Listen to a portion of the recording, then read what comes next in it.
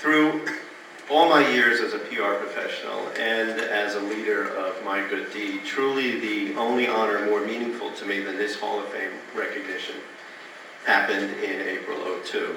Then I was privileged to stand before many of you in this room on this same occasion to represent my late heroic younger brother when he was inducted, Jericho firefighter, attorney, and 9/11 rescuer, Glenn Winuk. On that night, I said something that both Glenn and I felt about Jericho High School that I'd like to again share with you. There was an environment during our years here that fostered special things. The things that get you through life. Keeping good values, care and concern for your fellow students and neighbors. The worth of friendship. Good sportsmanship and good citizenship.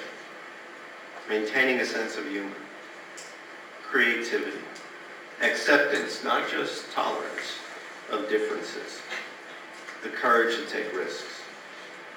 Many of us don't necessarily realize these things at the time, but I know that most of us left Jericho with those values well entrenched and have the school system here to thank for that. Anyway, if you play your cards right in my business, you get to do some pretty cool things. In this way, I have been particularly fortunate. I watched in amazement at the Brandenburg Gate in Berlin, Germany, as President Reagan implored Mr. Gorbachev to tear down this wall. I stood on the field for a Super Bowl, and I've sat in a dugout at Old Yankee Stadium.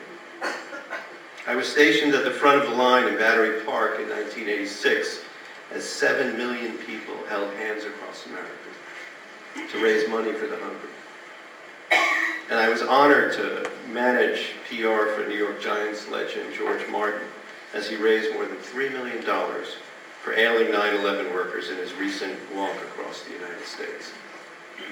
I sat in the gallery at the U.S. Capitol to watch President Bush deliver a State of the Union speech and was an eyewitness to President Obama signing legislation that ensures this nation's robust commitment to charitable service. I've had opportunities to help pharmaceutical companies launch important medications, law firms protect consumer rights, and charitable organizations raise money for the families of our soldiers overseas.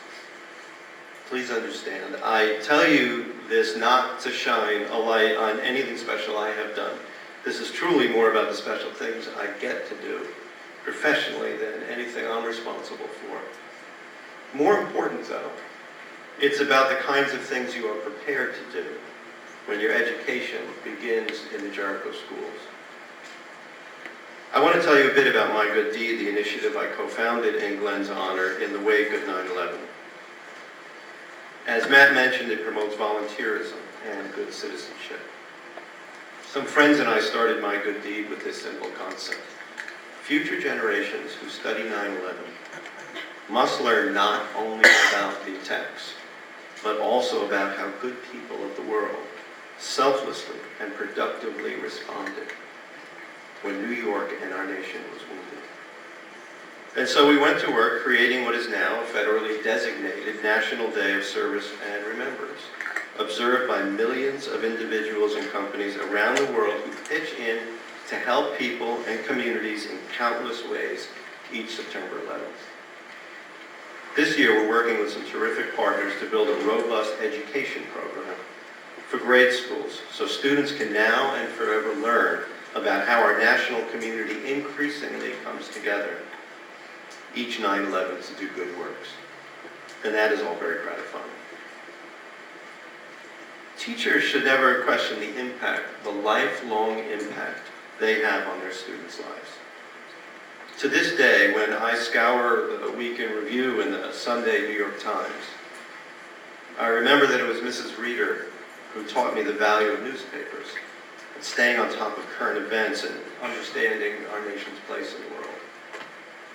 When I set out to write a speech or an op-ed piece for one of my clients, I know that it was Mr. Vigilante who first taught me the value of word choice, crafting a sentence so that it's just the right impact.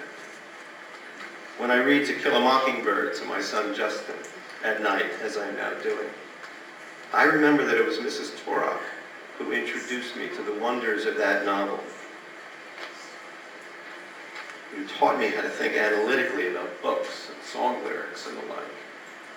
And when I teach Justin and my adorable daughter Melanie about good sportsmanship on the field and commitment to team play, I know that those lessons were taught to me by Coach Lamb and Coach Fatel and Mr. Denomi. The ripple effect that originates with teachers and school administrators is vitally important and boundless. And so I'm eternally grateful to all the educators who were in this school system as I passed through it. I must also thank my wonderful parents, Elaine and Seymour Winuk, for the values and work ethic they taught my brothers and me as we grew up in this town, and from whom I still learn valuable life lessons. As some of you know, every Thanksgiving morning, about 24 of us who grew up here meet in the schoolyard at Robert Senior to play football in a game organized by my lifelong friend, Jess Fuzz Rudolph. We're joined on the field by our sons and daughters, and we get plenty of spectators as well. We've been doing this for 34 consecutive years, ever since most of us graduated in the class of 1976.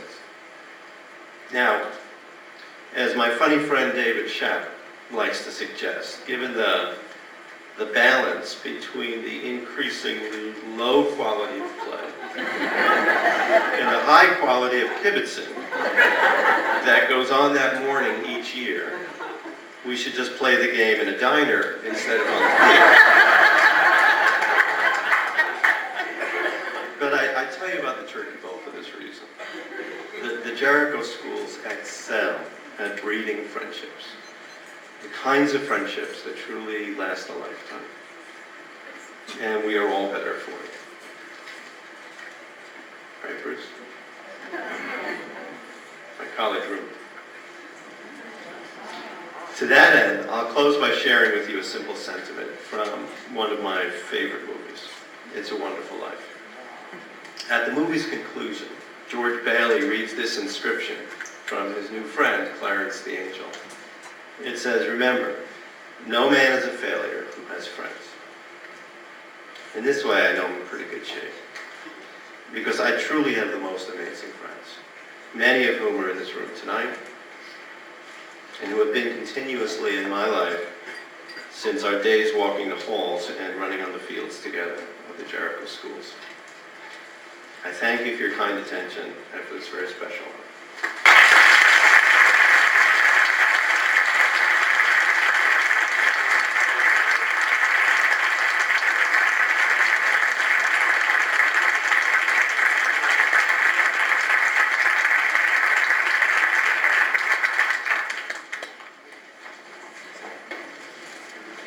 Thank you, Jay.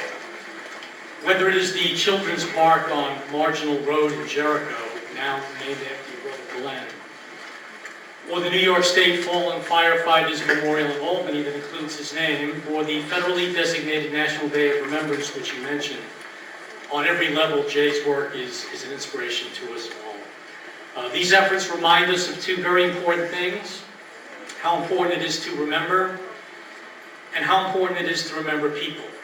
Those who touched our lives, made a difference, and who are with us even though they are not physically present. And these are the two themes that have defined this Hall of Fame for the past 20 years. Remembering people. Remembering these individuals on stage, who in turn remember so many in this audience. And with Jay, welcome to yet another sibling of a Hall of Fame member. With so many Winuks and Friedmans in the Jericho Hall of Fame, we were thinking of calling this family night. Congratulations to Jay and to your entire family.